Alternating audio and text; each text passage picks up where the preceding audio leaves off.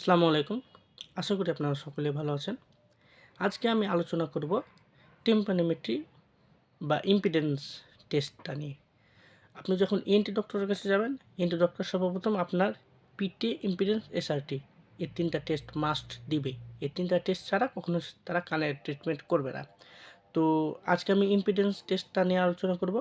Impedance টেস্টটা মূলত দেয় এই কারণে যে ইম্পিডেন্স টেস্টটা দিলে বুঝে যে আপনার কানের পর্দাটা ঠিক আছে কিনা, কানে কোনো প্রকার ছিদ্র আছে কিনা, কানে ইনফেকশন আছে কিনা এবং কানের ফুটোতে কোনো প্রকার ময়লা জমে আছে কিনা, এই সমস্ত কিছু বোঝা যায় ইম্পিডেন্স টেস্ট দ্বারা।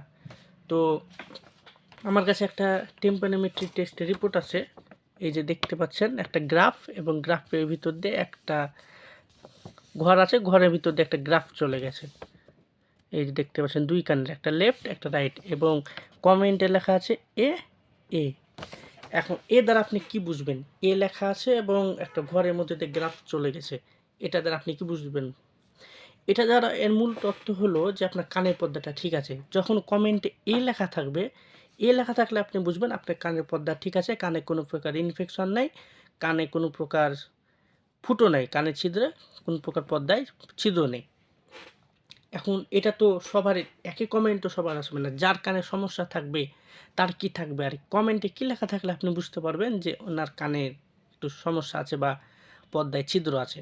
দেখুন এটা নিয়ে এখন এটা মানে এর দ্বারা বুঝতে পারলাম এ টেস্টটা যার করা হয়েছিল তার কানে কোনো প্রকার সমস্যা নেই। মূলত কানের অন্য সমস্যা থাকতে পারে, কিন্তু ইম্পিডেন্স দ্বারা বুঝতে পারলাম। ইম্পিডেন্স দ্বারা আমরা বুঝতে পারি কানের পর্দা সম্পর্কে, যে কানের পর্দাটা কোনো ছিদ্র আছে কিনা, কানে ইনফেকশন আছে কিনা, কানের ফুটো কোনো প্রকার ময়লা জমে আছে কিনা। তো এই রিপোর্টটা দ্বারা আমরা অন্তত ইম্পিডেন্স দ্বারা অন্তত এটা শিওর হয়েছি যে ওনার কানের পর্দা ঠিক আছে, কানে কোনো প্রকার ছিদ্র নেই, ইনফেকশন নেই। হ্যাঁ, এখন আমরা বুঝবো কখন যে কানে ইনফেকশন আছে? রিপোর্ট দ্বারা এখানে এ জায়গাতে যদি বি থাকতো তখন আমরা ধরে নিতাম, আর যখন এটা বি থাকতো তখন এই গ্রাফটা আর এইরকম হতো না। তখন গ্রাফটা কেমন হতো জানেন? এই যে একটা পাহাড়ের মতন আছে না, পাহাড়ের মতন না হয় এটা সোজা চলে যেত, মানে সমতল হয়ে চলে যেত, এই ঘরের ভিতর দিয়ে প্রবেশ করতো না, এরকম সমতল চলে যেত। তখন আমরা বুঝতাম না ওনার কানে কোন প্রকার ছিদ্র আছে অথবা ইনফেকশন আছে, যার কারণে যে সাউন্ডটা ইম্পিডেন্স দ্বারা যে সাউন্ডটা দেওয়া হয়েছিল এই সাউন্ডটা কানের পর্দা পর্যন্ত যেতে পারেনি। এই ঘরটা দ্বারা মূলত বোঝানো হয় যে সাউন্ডটা কানের পর্দাতে ভেদ করেছে।